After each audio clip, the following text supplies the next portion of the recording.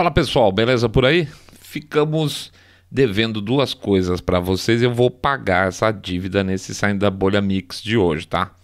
Como é que acabou a história do Covid do Mr. Way e dá também um primeiro passo numa direção de pauta que a gente tem tido pouco empenho, para falar a verdade, que são falar em coisas, se não positivas, quando possível positivas, que não sejam negativas também às vezes, sabe? Mas é duro, tá? A gente faz uma força para separar umas pautas mais bacanas, aí vem um conflito armado, uma tendência política, uma onda de lacração, sei lá, e a gente tem que ir substituindo pauta. Então lá vamos nós deixar as pautas mais pesadas de lado hoje e dar um pouco mais de informação em outros sentidos, se bem que a gente acaba fazendo nossas críticas, não tem jeito, é complicado, né? Mas pelo menos com a intenção de ser mais um ponto de referência em informação para vocês. Dessa vez o mundo tá um pouco mais tranquilo essa semana, tá? Semana é uma semaninha mais soft, então vamos colocar em dia nossos assuntos. Daqui a pouco a gente volta.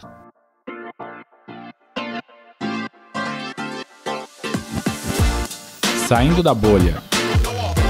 Menos notícia, mais informação para você.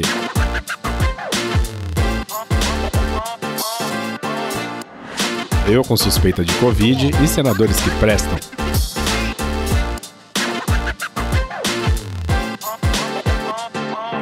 Bom, pessoal, na virada desse mês, como a gente disse para vocês, a gente teve um susto covidiano aqui nas redondezas. Não foi um surto, foi um susto mesmo. Ao contrário de mim, o Mr. Way precisa ter alguma coisa, mas uma coisa muito grave para você perceber que o cara tá doente. Eu sou totalmente pastelzão, tá? Tipo 37,4 de febre, eu já tô imprestável. Aquela história que você vê muito em filme americano, mulher... Homem é meio ruim pra essas coisas, né? A mulher tá lá tudo ferrada, tal, ela tá cuidando do filho, trabalhando, fazendo as coisas, faz miome, o homem tá lá... eu sou desses caras, 37,4 limite pra ficar imprestável. O Mr. Way, não. O Rogerão fala que ele deve ter DNA de alien, por sinal. Apesar dele estar aí no meio dos 50 anos, ele tem cara de ser muito mais novo. É um cara que, não estou mentindo, nunca teve dor de cabeça na vida, não sabe o que é. E há um tempo atrás, inclusive, eu tive que explicar para ele o que era cãibra, porque ele não tem ideia do que seja uma cãibra, tá? Nos primeiros 10 anos que a gente se conheceu aqui como turma, ele nunca tinha tido uma gripe na vida dele. Pois é. Então, assim, peraí, antes da gente contar um pouco mais essa história covideira aqui, deixa eu fazer um jabazinho expresso para vocês, tá? Pedir para quem não fez ainda e que está chegando agora pela primeira vez no nosso canal, a gente agradece muito. Entra lá no nosso site www.saindabolha.com.br e clica no botão Follow this podcast. Ou, se quiser seguir a gente, tem também o Spotify, Podcast Addict, Apple Podcast estou pedindo para não entrar por enquanto, Google Podcast, tá? Apple Podcast continua com essa história de que a gente é um podcast explícito e que não avisa, mentira, tá? Sacanagem. E principalmente agora com o nosso crescimento no YouTube, pede também para assinar nosso canal lá no YouTube, tá? Estamos crescendo, felizes da vida, a gente agradece muito a presença de todo mundo. Pede também, se vocês gostaram do episódio, evidentemente, que dá um share nas redes sociais e fazer um boca a boca. Esse negócio é o mais eficiente. Faz um boca a boca. Pô, tô ouvindo um podcast legal de um pessoal cabeça direita, limpinho, supimpa, que detesta o politicamente correto visceralmente cada vez mais.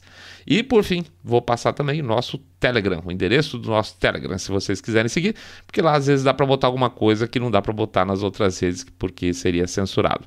Então anota aí, bit.ly/Telegram-bolha, bit.ly/Telegram-bolha. Vamos lá, gente, vida que segue, então.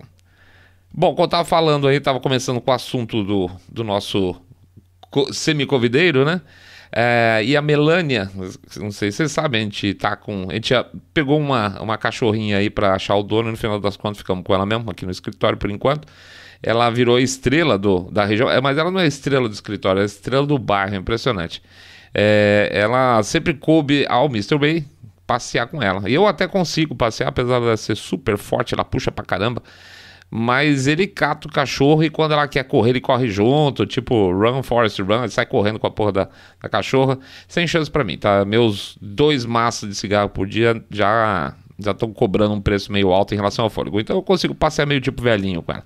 Mais uma sexta-feira, os dois saíram aqui do escritório morrendo de fome, a gente foi tomar um lanche na padaria ali do lado, à noite, e resolvemos dar uma esticada. Vou dar pelo menos mais uma volta na quadra com ela, né? E não tem jeito, a Melanie é muito popular, tal, ela passa, todo mundo, ai que gracinha, abaixa, ela brinca com todo cachorro, quando ela vê cachorro filhote, ela deita no chão pra deixar eles brincar, uma coisa louca. Os dogs ficam doidão por ela, porque ela é super bonitona e tal, então a gente gosta que ela se socialize.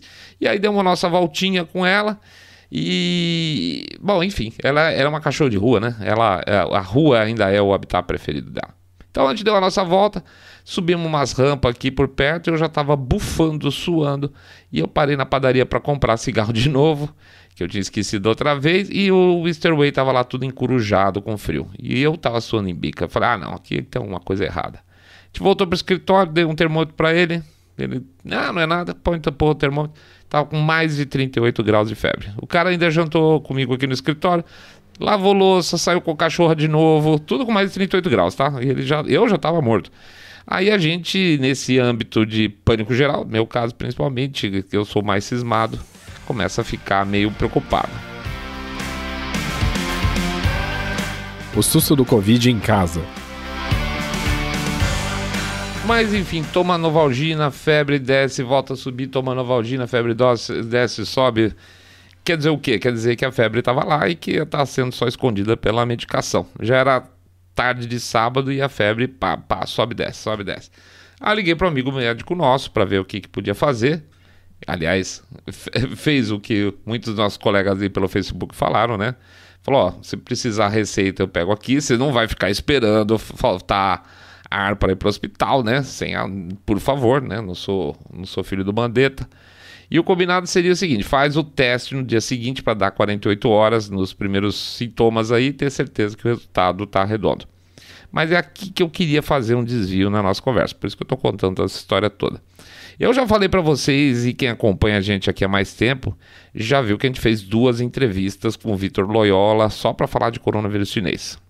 Eu tenho o hábito de pesquisar sobre esse assunto e muito sobre a ótica política dessa porcaria desde janeiro do ano passado.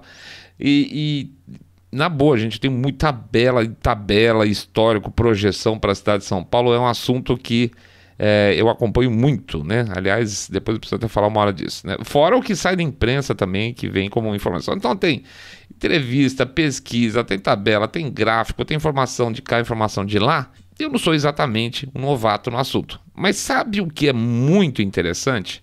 Ali, na hora H, você percebe perfeitamente como as informações que são de fato necessárias você não tem. Qual é o exato momento de ligar a luz vermelha? O que se deve esperar exatamente? Que hora que se deve para o hospital? É para o hospital mesmo? É febre? É não sei o que?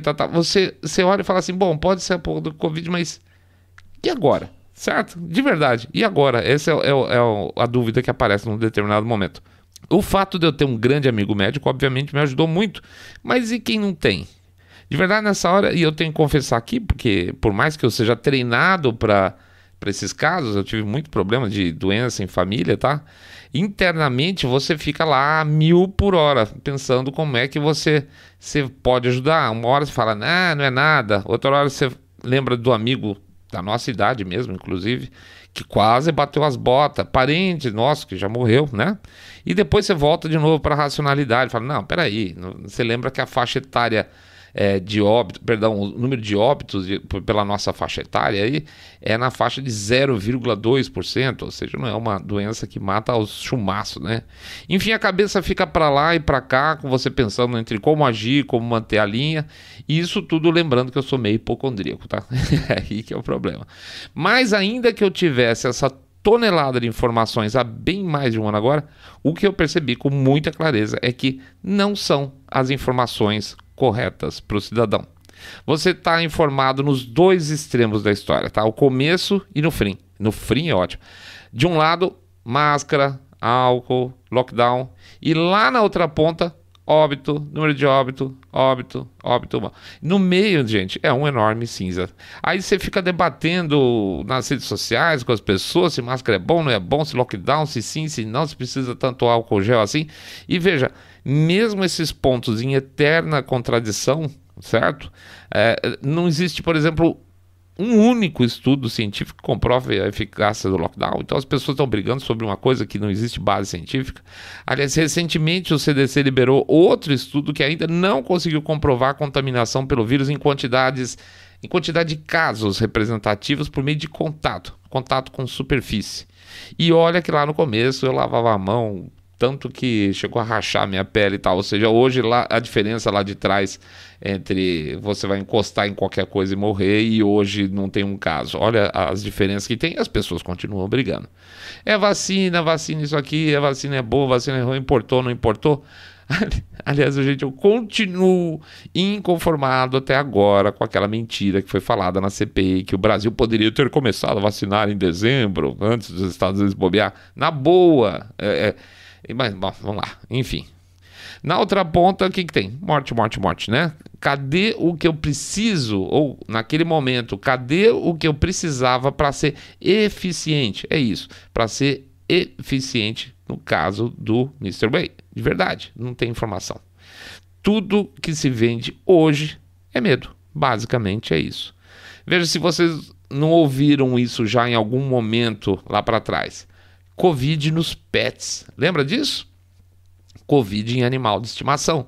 Sim, primeiro o pessoal assustou, nossa, será que vai passar pro cachorro e o gato? Aí pegava mal, porque não era o caso.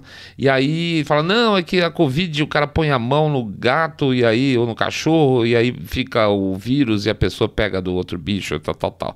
E aí você tinha a turma limpando o cachorro antes de voltar para casa, passando álcool já no pé do coitado, que não é aconselhável.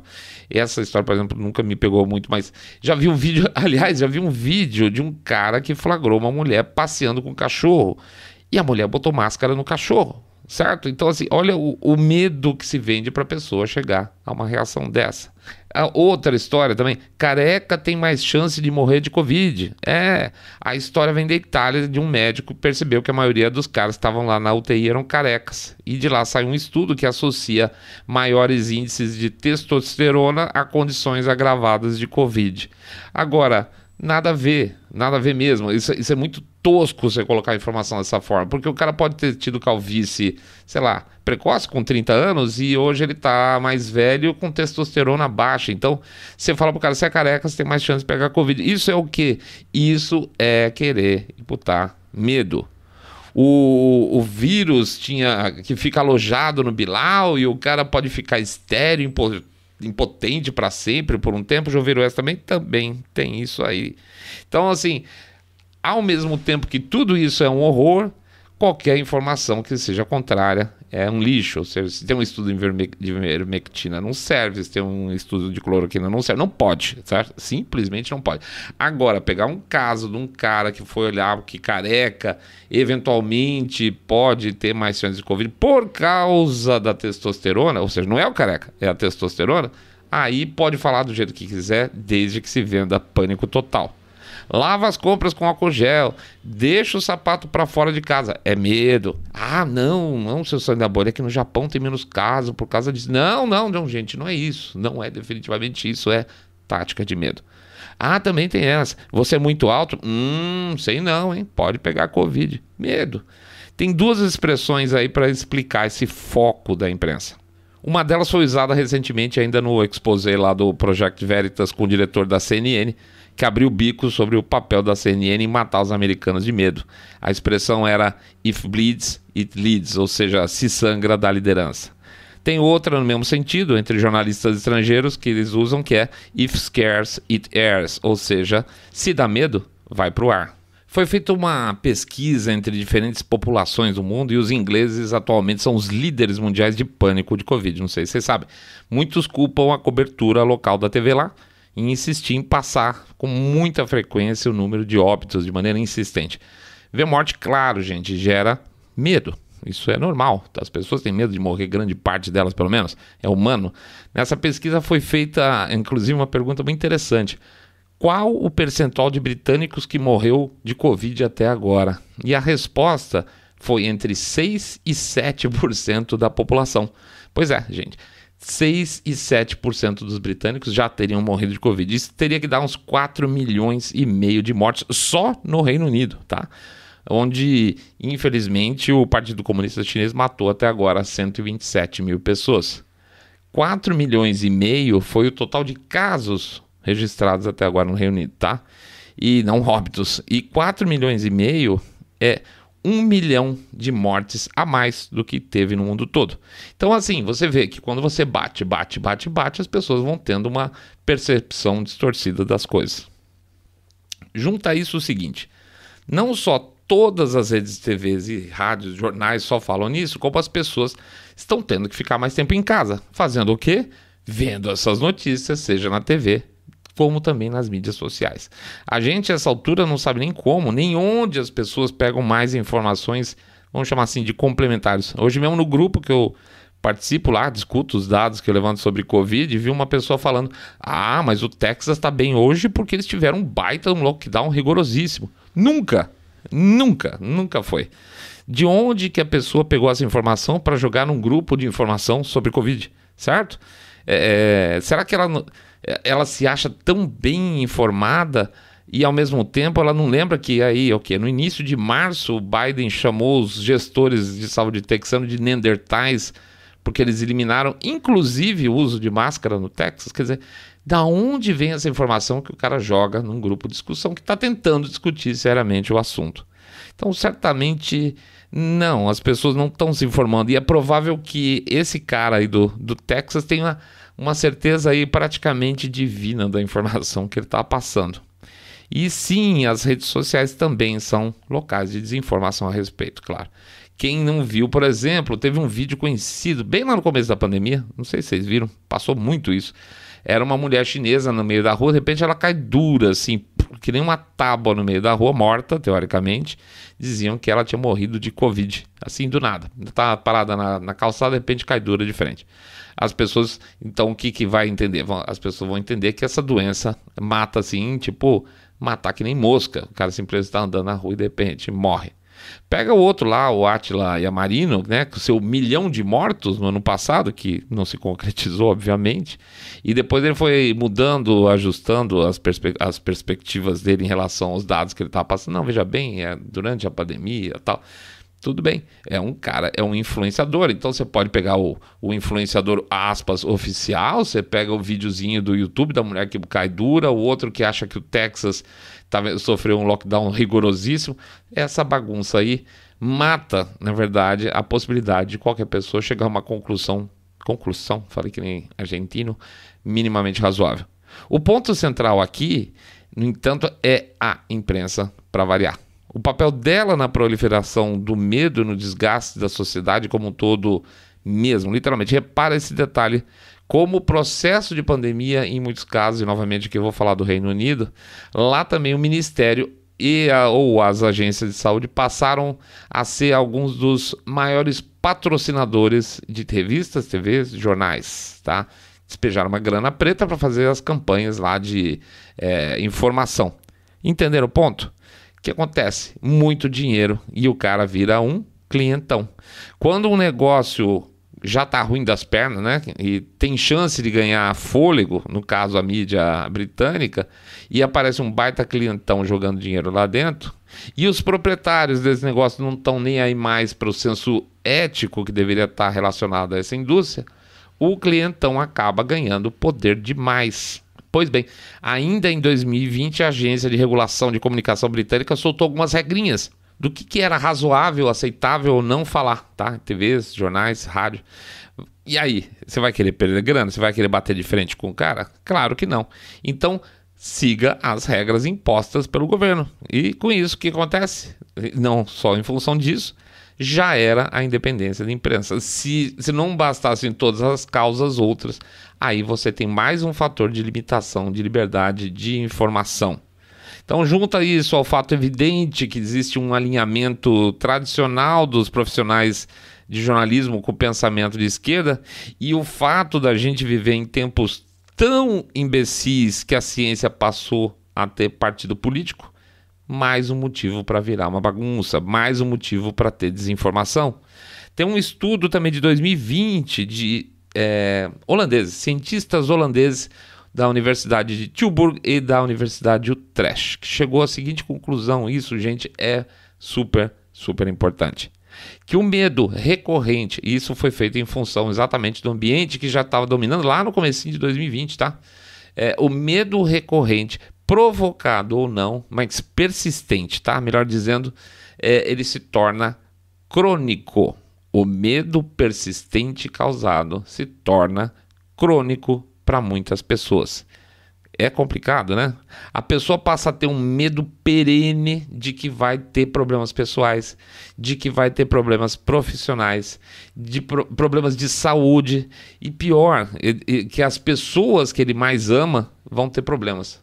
E isso é muito complicado. Quando as pessoas que você ama vão ter mais saúde, você vai tentar defender essas pessoas de qualquer forma. Qualquer pessoa que venha para a sua direção e que vai gerar um problema, você vai atacar. Tá? Sabe aquela pessoa que hoje você fica com raiva e pensa que a neura em relação a isso tudo dessa pessoa é política? Pois é, o caminho pode ser torto, mas não é obrigatoriamente esse. Nomes aos bois, tá? É a famosa história do Bolsonaro genocida. Ela passa em parte aí por essa história. Gente que tem sido massacrada com ideias de perda, ideias de morte, ideias de medo, faz mais de um ano agora, gente. Tá fácil imputar a culpa. Tá fácil o cara se revoltar contra o governo federal. Não tô falando que tá certo, tô dizendo que tá fácil. Gente razoável, tá? Gente razoável, gente estudada. Aliás, vários eleitores dele, inclusive. Faz uns dias atrás, uma mulher do nosso grupo lá da Covid, eleitora do Bolsonaro, tá? Conversava já com o tempo. Ela tava com ódio dele, sabe por quê? Olha isso. Porque na cabeça dela, era culpa do Bolsonaro que pacientes de Manaus, que estavam lá naquela época com UTIs tudo lotada, terem sido transferidos para outros estados. Para isso, para ela, isso aí teria sido a razão da disseminação da variante brasileira, a tal da P1, tá? Dela ter se espalhado. E agora, ela e as pessoas que ela mais ama, veja como bate direitinho, ela e as pessoas que ela mais ama estavam em risco por causa do Bolsonaro. A gente tentou uma série de argumentos com ela. Por exemplo, tá? Nada de briga política, sempre argumento racional. Primeiro, países europeus receberam aí excedentes, os excessos que teve de doentes da Itália. Lá no comecinho da crise, lembra que a Itália estava bombando, estava explodindo tudo? A Alemanha recebeu, a França recebeu, a Suíça recebeu. E o Bolsonaro não era presidente lá, certo? As pessoas receberam, independente de ser culpa do Bolsonaro. Outros países, inclusive, receberam, independente do Bolsonaro não ser presidente lá.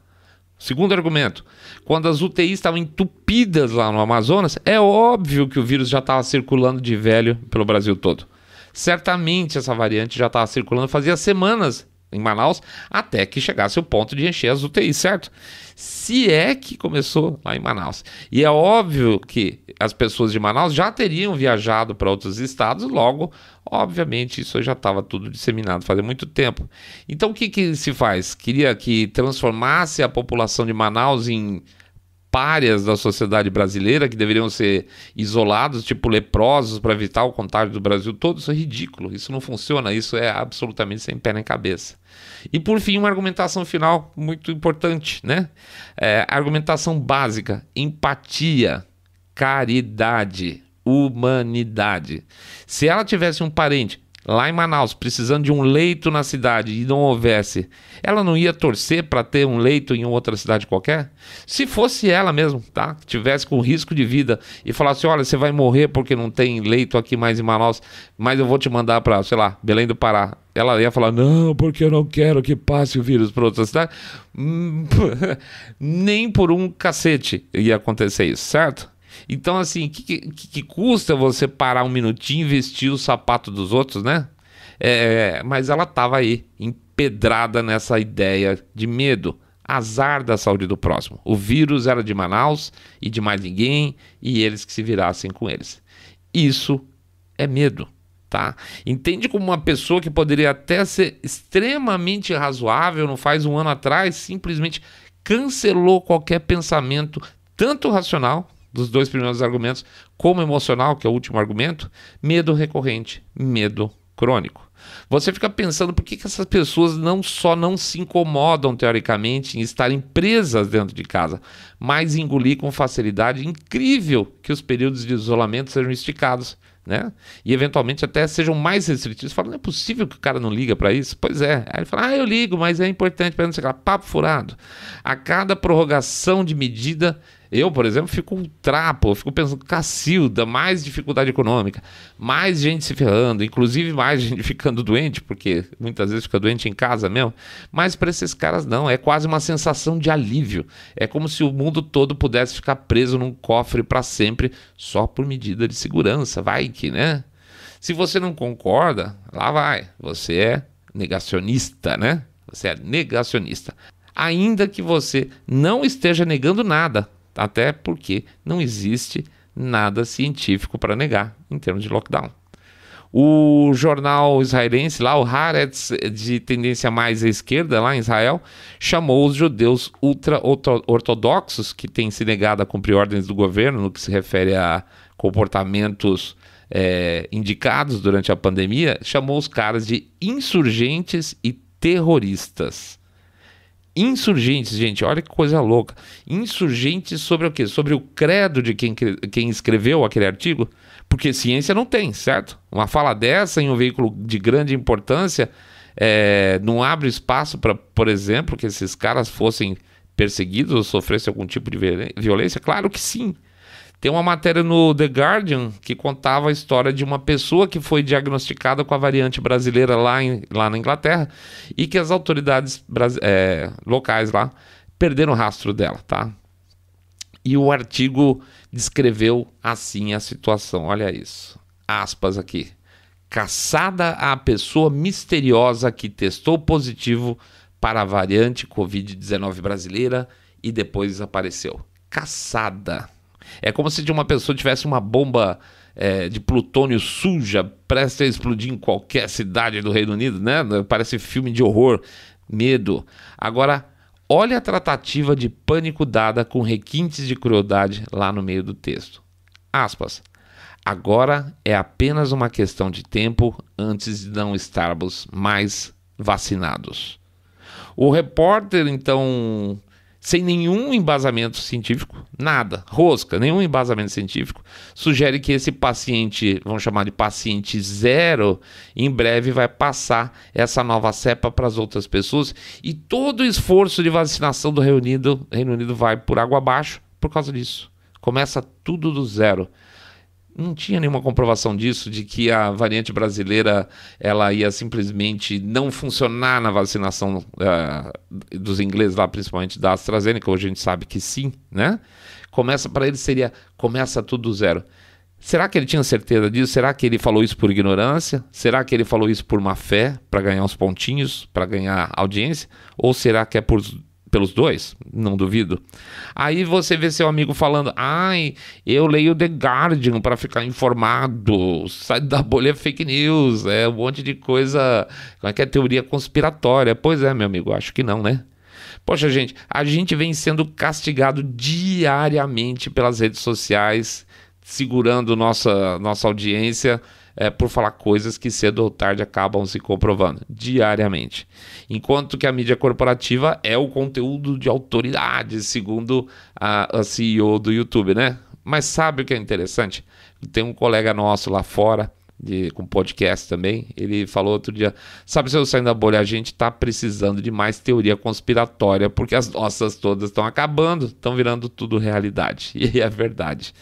E quanto mais a gente olha nos nossos episódios, fica até mais assustador ver de como a gente tem acertado, num certo sentido, certos assuntos. Aliás, esse mesmo colega, ele tem uma observação excelente em relação a isso também. Ele falou o seguinte pra gente: não, seu sangue da bolha, a gente não acerta nada, a gente só conta o que vê. Eles que estão errando tudo. Para onde olhar na política americana? Bom, a gente anda meio...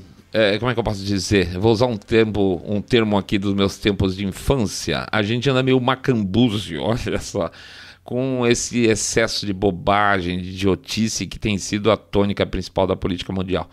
não só no sentido de idiotice mesmo, né, nossas idiotices politicamente corretas, mas também tem essas vertentes neorracistas aí, do tipo Critical Race Theory, que nada mais é do que uma versão da clã com sinal invertido. Eu vou dar um exemplo do que tem aborrecido a gente. Hoje, por exemplo, agora que está gravando, é o Veteran Day lá nos Estados Unidos e a turma leva a data, sempre levou a data muito a sério.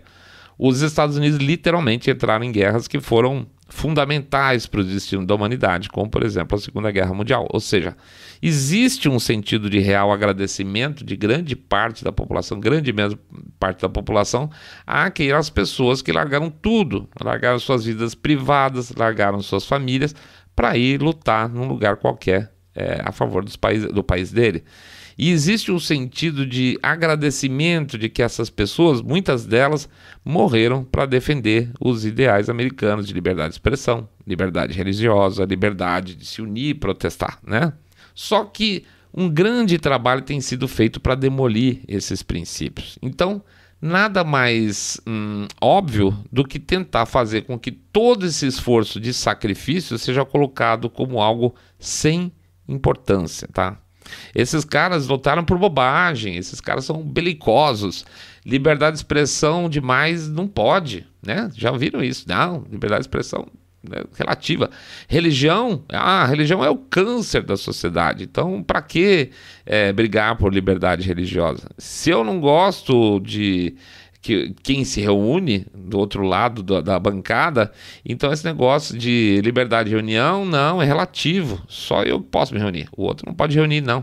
Quem protesta do outro lado é o quê? É terrorista, né?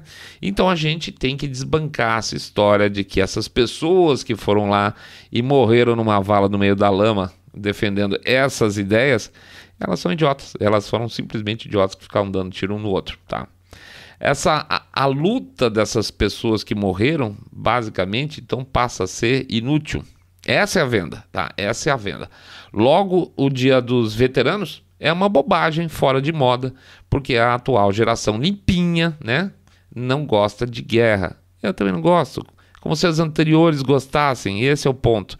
Ninguém sai correndo para um campo minado para perder a perna por vontade. A visão vendida é que essa turma era primitiva, tá? Cheia de guerras, mano. Nossa, muita guerra. Hoje em dia nós somos super legais, né? Nós não somos assim que nem esses caras. Nós somos intelectualmente superiores, moralmente muito superiores às gerações anteriores. Bandos de bunda mole. Então, quando a vice-presidente dos Estados Unidos fala bom feriadão para vocês, ao invés de desejar bom dia dos veteranos, o recado está explícito. Nós, nessa nossa administração, não valorizamos isso. O comandante em chefe das Forças Armadas está literalmente CIA dizendo para suas tropas: eu não ligo para vocês. Se vocês morrerem hoje, no futuro, eu tô nem aí. A não ser para parte vamos dizer assim, das tropas que pensam com nós. Esses caras são legais, tá? Sim, então eles estão trabalhando basicamente, firmemente, para dividir também o exército americano. Fiquem de olho lá, a gente sempre fala, tudo que acontece lá fora, mais cedo ou mais tarde vai acontecer aqui também. Enfim, esse repertório sem fio de horrores que a esquerda americana está proporcionando para o povo americano está, sim, enchendo bem o saco da gente aqui, tá? E que fique claro que, pelo lado republicano, boa parte dos políticos também são basicamente também oportunistas e vão ficar pendurados no partido se a negociação for boa, senão eles vão pro lado lá, bater um papinho rapidinho com os democratas, vão puxar o saco do presidente e procurar algum tipo de vantagem política e econômica. Então a gente tem que procurar um pouco de luz nessa coisa toda. Não é nada muito diferente do que acontece aqui, né?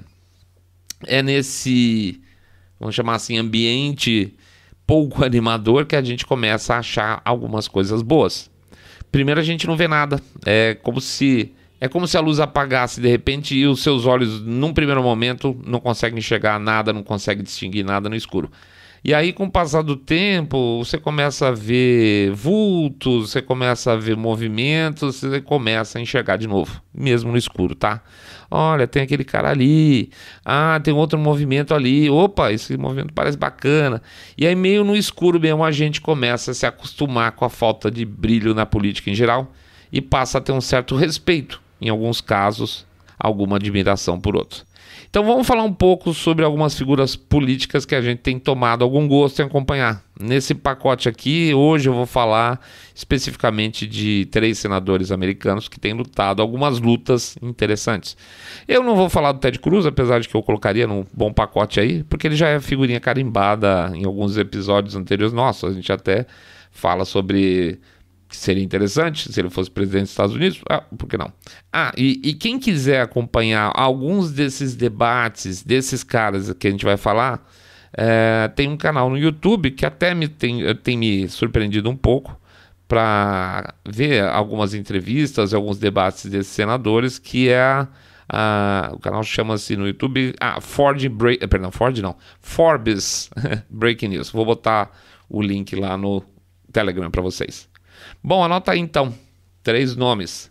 Senador Josh Hawley, do Missouri, senador Rand Paul, do Kentucky, senador John Kennedy, da Louisiana.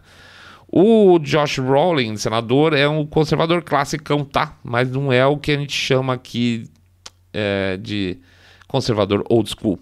Ele tem bem a carona do Partido Republicano que está se renovando. Ele é novo, pelo menos para os meus padrões, tem 41 anos. Foi considerado sempre um Trump loyalist, né? Ele não se escondeu das pedradas durante o período aí de impeachment, eleições e tudo mais. Não tem aquele perfil em cima do muro, por exemplo, como a senadora Nikki Haley, que estava super, super bem cotada, de repente, quando precisou, ela não estava presente. Ele tem um trabalho forte no que diz respeito às Big Techs, e por isso eu gosto bastante, em que ele considera aí, como nós, ou como vocês, o processo de censura, o que eles fazem, as Big Techs, e é uma censura abusiva, tá? Aliás, ele tem até um livro que ele lançou agorinha, no final de maio, eu acho, chama-se Tyranny of Big Tech, tá? Então, Tyranny of Big Tech, do senador Josh Hawley. Não li, mas tem resenhas bastante positivas sobre ele. Ele foi eleito agora em 2018, ou seja, entrou em 19, naquelas eleições que eles chamam de midterms lá, entre as duas presidenciais. Aliás, naquela eleição os democratas falavam que ia ter uma blue wave, que eles iam tomar tudo, lembra disso? Pois é, que eles iam acabar com o Partido Republicano, só que não. Inclusive o Josh Hawley concorreu contra uma senadora democrata que estava sentada ali na cadeira e tirou ela de lá. Gente, toda eleição os democratas falam em Blue Wave, tá? Não acertam uma e não levem a sério. Nessa última também ia ter Blue Wave de novo. E o que eles ganharam? Ganharam daquele jeito, roubando umas cadeiras na Geórgia e perderam um espaço dentro do Congresso, tá? Então não dá pra dizer que eles são só otimistas, eles são desonestos mesmo. E aí, ao contrário de outros safados, ele votou a favor de Trump nos 2 processos de impeachment. O Josh Hawley bancou aí várias brigas durante as fraudes eleitorais e tem sido uma voz constante no Senado, desmontando os candidatos às vagas da administração federal propostas aí, apontadas pelo Biden. Dá gosto, tá, gente? Aí a gente pensa que, se não for mais uma decepção aí no médio e longo prazo, eu diria que esse cara vai longe. Eu não vou negar. Dessa lista, a figura, vamos chamar assim, que mais me agrada, pelo estilo, é o senador John Kennedy, que não tem nada a ver com a família Kennedy, tá? Os Kennedys lá. O Kennedy era democrata, inclusive, mais um democrata conservador, vamos chamar assim.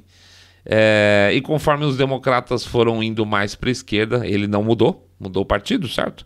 Ele acabou ficando isolado e acabou passando para os republicanos já faz alguns anos. E aí ele tem feito um trabalho bem legal. O cara tem aquela fala meio mansa, sulista, ele faz a linha velhinho confuso e sempre agrada quem tá inquirido. Ele faz uma piadinha, bate um papo, solta a pessoa e quando a pessoa vê, já era, ele caiu no conto do velhinho simpático e tá no corner. É muito bom. Com o Dr. Fauci, ele fez uma arguição muito boa, realmente, baseada em questões diretas. Por exemplo, ele chega pro Fauci e fala: o senhor disse que o dinheiro, aquela voz meio assim, meio sotaque, né? O senhor disse que o dinheiro que o senhor mandou para a China, para Wuhan, não foi usado no desenvolvimento do vírus, certo? E o Fauci fala, certo. E como é que você tem certeza? Já fica uma situação chata, né? Aí ele fala, porque os resultados dos estudos que a gente financiou saem na internet. Ele, tá, faz cara de bobo. E como é que o senhor sabe que o dinheiro foi integralmente aplicado nesses estudos aí? Aí fica aquela coisa, fica com a cara meio ruim. Fala, porque a gente confia nos cientistas com que a gente trabalha. Tá, não, perfeito. Então o senhor pode afirmar que o Partido Comunista Chinês não influenciou nenhum deles, né? Aí ele bota na mão do cara, segurar a peteca, né? E aí o cara tá lá em juramento, ou pelo menos como convidado, fica chato, porque ele não vai poder botar a mão no fogo por ninguém. E ele responde, isso eu não posso afirmar, não posso falar em nome deles. E ele fecha numa situação muito chata, porque ele vira pro cara, entendo, eu sei, então por que o senhor confiou, né? Entendi. E o senhor achou que poderia confiar neles, e fica aquela situação, olha, você mandou dinheiro para a China, e a única garantia que nós temos, que hoje a gente não está passando por uma pandemia, é porque você confiou no Partido Comunista Chinês. Parabéns. Né? Então, zerou a narrativa. Na verdade, o dinheiro enviado para o Wuhan, ou ele fala literalmente, ele Fauci, né? Que foi empregado para pesquisas outras, que não do vírus, ou prova, certo? Cabe ao Fauci provar numa situação dessa. E ele não tem como provar, muito pelo contrário. O interessante do senador Kennedy é isso. A forma que ele aborda as questões é super simples, tá? E simplicidade, gente, muitas vezes é antídoto mais poderoso que tem quando você combate narrativas complexas para esconder coisas ou para mentir para você. Não tem um jornalista, não tem nenhum jornalista ou inquirido que não acabe rindo das aspas simplicidades dele. Ele tem uma entrevista para Fox lá com o Tucker Carlson, que o Tucker Carlson estava rindo o tempo todo. Mesmo na inquirição essa do Dr. Fauci, ele fez uma pergunta que não tinha como não rir.